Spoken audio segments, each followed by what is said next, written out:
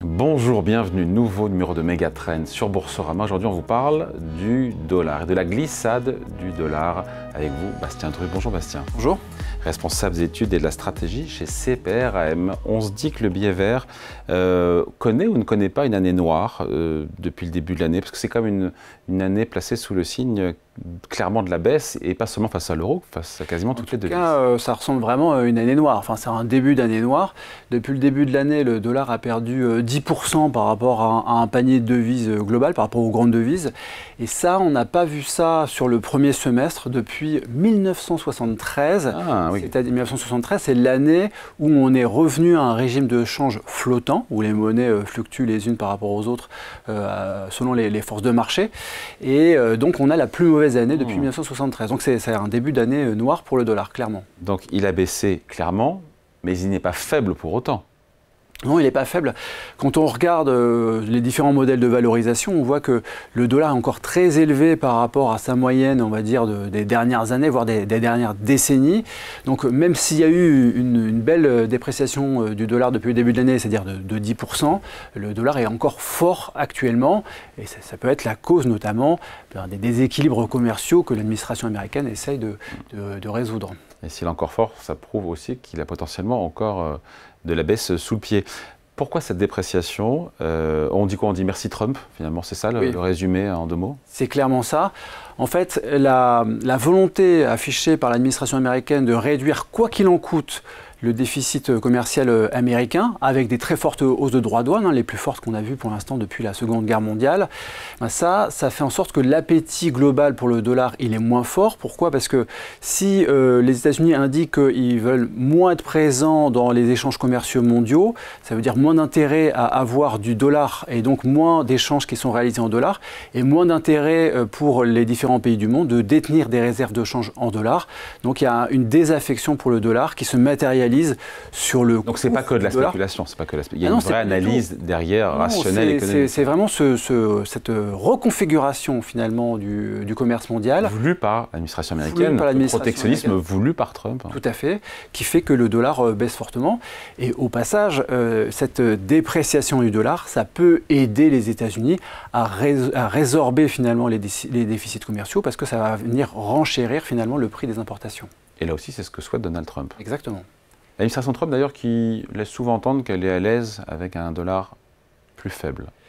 Ce qui est assez rare, d'ailleurs, dans l'histoire. On ne comprend pas forcément très bien ce que souhaite l'administration américaine pour le dollar. Il y a eu plusieurs déclarations contradictoires, notamment depuis que Donald Trump a gagné les élections. Mais de toute façon, quoi qu'il arrive, la faiblesse du dollar est une conséquence de la politique qu'ils sont en train de mener et ça peut être une cause finalement de la résorption finalement des déficits commerciaux. Donc ça les arrange finalement d'avoir un dollar qui se déprécie. On parlait des actifs américains qui inspiraient moins confiance dans ce contexte et d'une administration Trump qui est souvent jugée imprévisible et volatile et versatile. Elle a quand même réussi à faire passer son méga plan de baisse d'impôts. Oui, tout à fait. Budgétaire, donc prévisible, oui et non, ces promesses de campagne seront appliquées. En tout cas, le plan budgétaire... Au-delà de la question du déficit et de la dette, je veux dire, sur... Oui, il y a un certain nombre de promesses de campagne qui sont tenues, par exemple les baisses d'impôts sur les pourboires, les baisses d'impôts pour les retraités, par exemple, l'extension de la baisse de l'impôt sur le revenu qui avait été votée en 2017, qui était temporaire, maintenant elle est devenue permanente.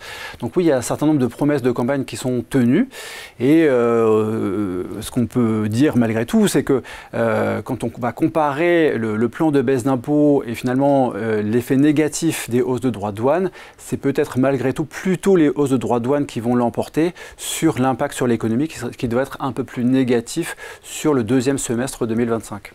Est-ce que pour autant ça signifie ce qu'on dit là, une dédollarisation du monde, de l'économie mondiale? Est-ce que c'est quelque chose qu'on est en train de vivre? Alors, une dose, à la marge. Alors, une dose de dédollarisation, clairement, à la marge, c'est très clair. Maintenant, est-ce que le dollar va perdre son statut de monnaie dominante demain? $. Clairement, ça n'est pas le cas. Ça ne va pas arriver pour la simple et bonne raison que le dollar n'a pas de concurrent sérieux. Si, elle dit, Christine Lagarde, la présidente de la BCE, elle dit quoi? Elle dit qu'elle parle d'un moment global de l'euro, c'est ça. On peut imaginer l'euro supplanter le dollar? Non. Alors l'euro a gagné du terrain clairement cette année par rapport au dollar. En début d'année, on était à 1,03, 1,04 pour la parité euro-dollar. Aujourd'hui, on est à 1,17, 1,18, donc l'euro a clairement gagné du terrain et c'est clairement la conséquence de tout ce qu'on vient de se dire. Le dollar qui a plus baissé face à l'euro, puisqu'on avait dit 10% face à un panier de devises, et là on est sur 13 ou 14%. Un peu plus que ça, effectivement, donc l'euro a un peu plus gagné de terrain. Maintenant, est-ce que l'euro peut prendre la place du dollar? Ça n'est pas le cas, parce que la force économique, le poids économique de la zone euro dans le monde par rapport aux États-Unis, il est nettement plus faible. Il y a tout un tas de problèmes de compétitivité qui peuvent faire que l'euro ne peut pas supplanter le dollar sur les décennies qui arrivent ou sur les années qui arrivent. En revanche, il y a un rééquilibrage clairement entre le dollar qui perd un peu de terrain, l'euro qui gagne un peu de terrain, l'or aussi qui gagne du terrain.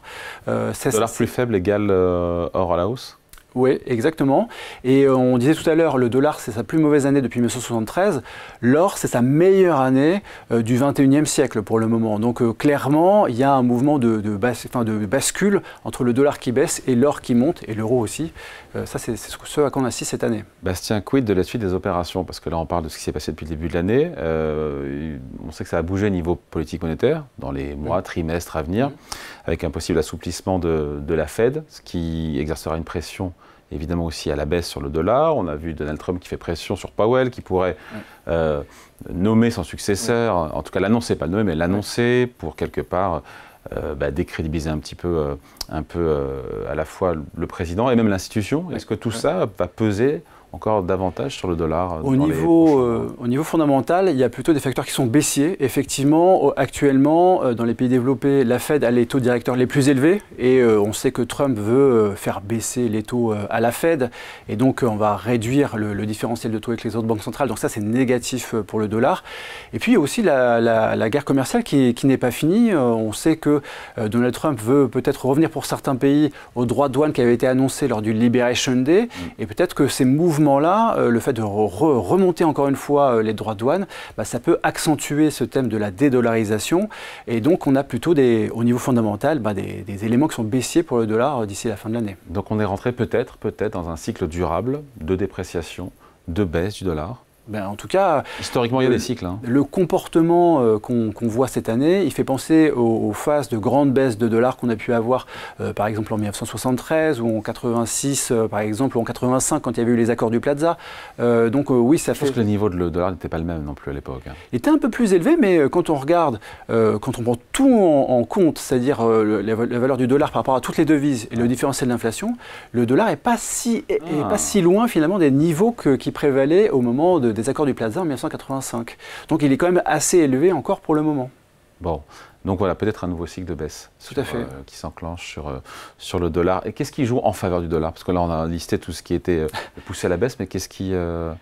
Quelles sont les forces de rappel? Pour l'instant, je ne vois pas trop. Historiquement, il y avait aussi une relation qui était très forte avec les prix des matières premières, c'est-à-dire qu'on avait une corrélation qui était négative entre le dollar et le prix du pétrole. Mais maintenant que les États-Unis sont devenus, depuis quelques années, vraiment c'est très récent, exportateurs à la fois de gaz naturel et de pétrole, on a une corrélation qui est positive entre le dollar et puis le prix du pétrole. Et là, on a plutôt un prix du pétrole qui est en train de baisser et ça vient aussi jouer un petit peu à la baisse sur le dollar. Donc pour le moment, on n'a pas beaucoup d'éléments positifs pour le dollar et c'est notamment pour ça qu'il s'est déprécié cette année. Allez, merci beaucoup. Explication signée Bastien Dru, responsable des études et de la stratégie chez CPRM. Merci. Merci. Et Megatrend revient très vite sur Boursorama.